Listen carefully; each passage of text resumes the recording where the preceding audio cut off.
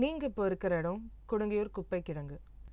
1972 நகர்ப்புற திட்ட இயக்குநரகம் இந்த பகுதியில் மக்கள் குடியிருக்கிறதுக்கு நிலம் ஒதுக்க ஆரம்பிச்சது.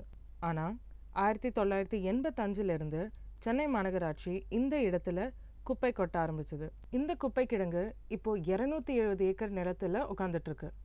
அதை சுற்றி நிறைய குடியிருப்பு பகுதிகள் இருக்குது. காலங்காலமாக இங்கே நிறைய தீ விபத்து நடந்திருக்கு.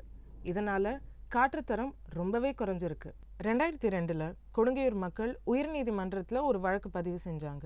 மக்களுக்கு ரெண்டு கோரிக்கை இருந்தது. ஒன்று, இனிமே இங்கே குப்பையை எரிக்கக்கூடாது. ரெண்டாவது, குப்பை கிடங்க கொடுங்கையூர்லேருந்து மாற்றணும். 2010 உயர்நீதிமன்றம் இனிமே இந்த இடத்துல குப்பையை எரிக்கக்கூடாதுன்னு ஒரு தீர்ப்பளித்தது. மக்கள் இதை எதிர்த்து நிறைய போராடிட்டு இருக்காங்க. கொடுங்கையூர் பெரம்பூர் தொகுதி கீழே வருது. இந்த சட்டமன்ற தேர்தலில் திமுக இதுக்கு ஒரு தீர்வு கொண்டு வருவோம்னு சொல்லியிருக்காங்க. இத்தனை வருஷமா எந்த மாற்றமும் நடக்கலை. 2019 கொடுங்கையூருக்கு வித்தியாசமாக இருக்குமா?